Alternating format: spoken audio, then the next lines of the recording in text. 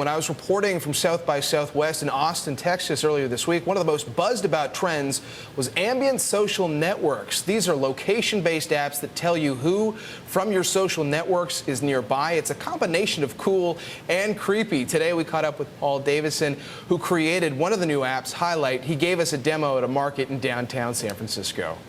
So, Paul, we're walking through the Ferry Building, trying to see what Highlight's going to pick up. What has it picked up so far? Well, you can see right now at the top all the people who are currently nearby. And then you can see a history of the people that we've been by earlier today. So 43 minutes ago, I was near this woman, Shirley, who's got 15 mutual friends and 2 other things in common with me.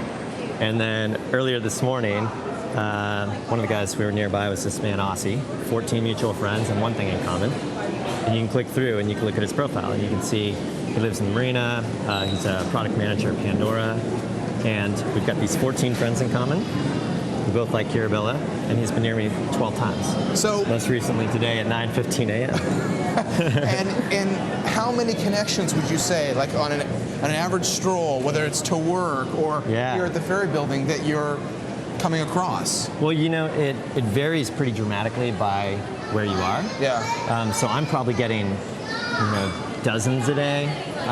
You don't get notified that often, but I'm probably coming across probably 40 or 50 people a day, I would say, in San Francisco right now. So, Paul, when you decided you wanted to do this, what inspired you to do this? You know, I've been interested in this space for a really long time. Just this notion that the people in our lives are the most important thing in the world, but the way we find them and learn about them is always been so inefficient.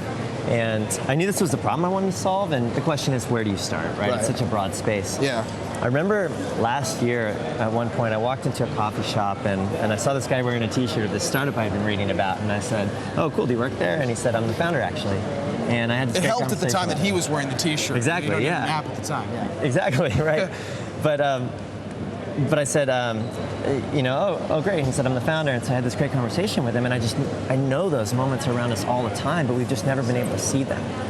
All of a sudden, we have this new technology that's just been developed over the last few years that's going to completely change what's possible in this space. So things like smartphones becoming ubiquitous and online identity systems like Facebook becoming ubiquitous. This does go back to that creepy factor, and you said, assuming the privacy allows for that. Yeah. How many people do you think are going to feel comfortable with you knowing so much about them and them not even knowing necessarily that you're standing right there? Yeah, no, I think it's a really great question, and it's one that we think about all the time. I mean, if you're going to be successful in this space, you have to earn users' trust, right? But I think that it's a pretty familiar pattern that plays out with a lot of new social products. Whenever a social product comes out that allows you to share in a new way that we're not used to, the pattern that you typically see is that most people will look at it and say, oh, that's kind of weird, that's different, I'm not sure I want to do that.